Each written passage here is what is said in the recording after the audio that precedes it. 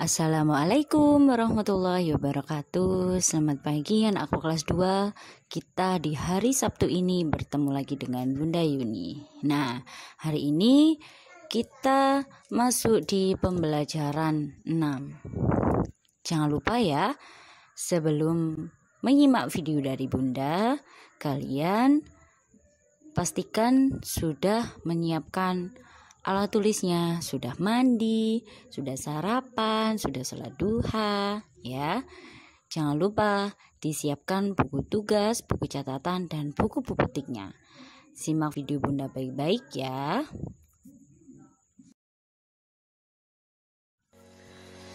Yang pertama, kita akan belajar tentang menjelaskan makna kata tentang keragaman benda. Coba kalian ingat bagaimana caranya mengetahui makna sebuah kata. Nah, dengan cara seperti apa? Yang pertama, kalian baca teks terlebih dahulu dengan teliti, lalu temukan kata-kata yang belum dimengerti maknanya dan bisa kalian temukan di Kamus Bahasa Indonesia ya. Bacalah kembali teks dan pahami maksud kalimat-kalimatnya. Nah, di pembelajaran 1, 2, 3, dan 4, dan 5 pastinya kita sudah mempelajari tentang keragaman benda ya. Ada wujudnya, ada permukaannya, ada bentuknya, dan ada kegunaannya.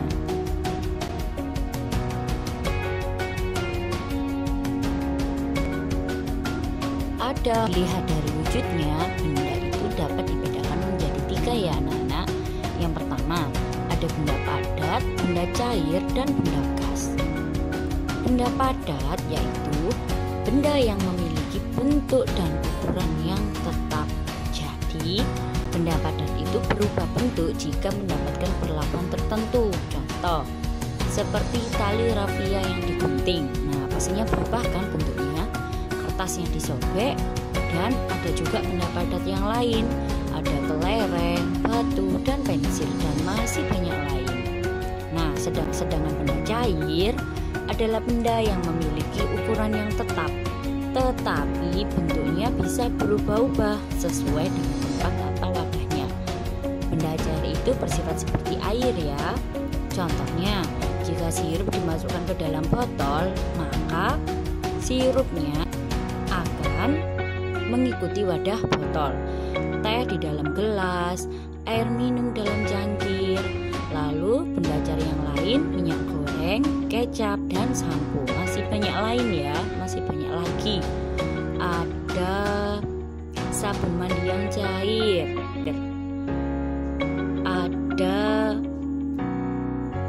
ada lagi untuk itu menyetrika baju, ada spray, gak multo. Nah, itu termasuk benda cair.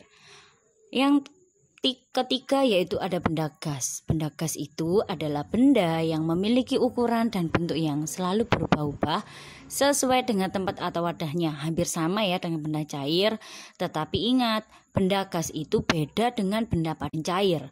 Karena benda gas itu tidak dapat disentuh, akan tetapi benda gas menempati ruang. Contoh, udara dalam balon, ban sepeda, dan kantong plastik yang ditiup. Udara dan angin itu termasuk benda gas. Apakah kalian bisa melihat udara? Tidak bukan? Nah, itu adalah contoh dari benda gas.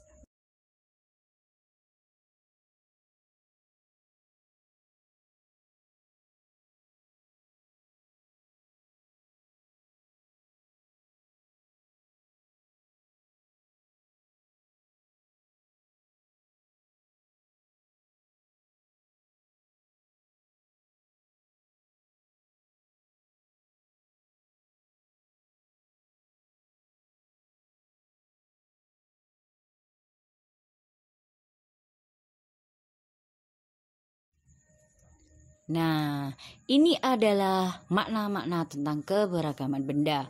Ada wujud, ada ukuran, ada padat, ada cair, dan ada gas. Wujud yaitu artinya rupa atau bentuk yang dapat diraba. Ukuran mempunyai arti isi atau besarnya benda dalam sebuah ruang. Padat yaitu benda yang isi dan bentuknya tetap. Sedangkan cair artinya bersifat seperti air atau encer. Sedangkan gas mempunyai arti benda gas mempunyai arti ringan bersifat seperti udara. Nah, itu adalah arti dari wujud, ukuran, padat, cair, dan gas. Ini adalah contoh benda padat yang ada di sekitar kita. Coba kalian simak baik-baik. Nah, apakah kalian sering menjumpai benda tersebut? Pastinya iya. Ini adalah contoh benda cair yang ada di sekitar kita. Ada minyak goreng, ada sirup, ada teh dalam teko. Nah, coba kalian perhatikan.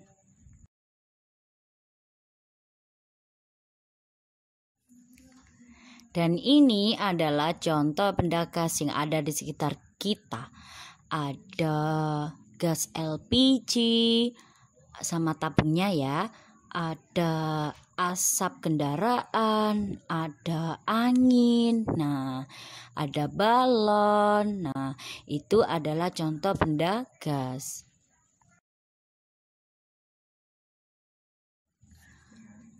Menjelaskan manfaat mematuhi aturan di rumah. Nah, kemarin kalian tahu kan apa itu aturan? Bunda sudah jelaskan. Nah, aturan itu kalian sudah tahu, aturan itu ada di mana-mana. Aturan berlaku di rumah, di sekolah, dan di masyarakat. Di setiap rumah pasti ada aturan atau tata tertib yang dibuat ya. Kalian kemarin sudah membuat daftar aturan di rumah. Nah, pastinya aturan itu berguna untuk mengatur kehidupan. Aturan di rumah wajib ditaati oleh semua anggota keluarga. Nah, karena di subtema 2 ini kita belajar yaitu bermain di lingkungan rumah. Jadi kalian harus mematuhi peraturan yang ada di rumah. Aturan dalam bermain juga wajib ditaati permainan.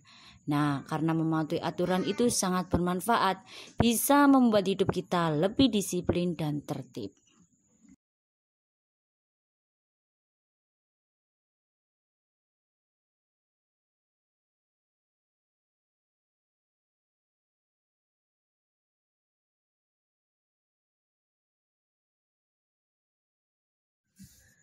Menghitung hasil perkalian dengan angka 1.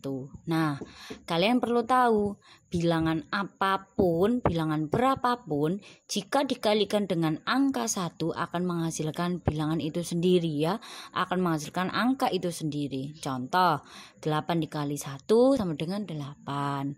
1 dikali 9 walaupun dibalik tetap nilainya 9. 57 dikali 1 tetap 57, 300 dikali 1 tetap 300. Coba perhatikan, di situ di dalam kotak ada gambar semangka. Tentunya kalian masih ingat bukan? Perkalian itu adalah perkalian sebagai penjumlahan berulang. Jadi perkalian itu berawalnya dari penjumlahan yang berulang, penjumlahan yang diulang-ulang. Nah, di situ ada contoh buah semangka. Coba dihitung buah semangkanya ada berapa? Ada 1, 2, 3, 4, 5, 6. Jadi 1 ditambah 1 ditambah 1 ditambah 1 ditambah 1 ditambah 1 sebanyak 6 kali. Berarti 6 dikali 1. Iya kan? Satunya ada 6. Nah, 6 dikali 1 berapa? Ya tetap 6. Bilangan itu sendiri. 1 di sini itu bukan semangkanya ya. Jumlah di dalam kotak itu ada 6, tapi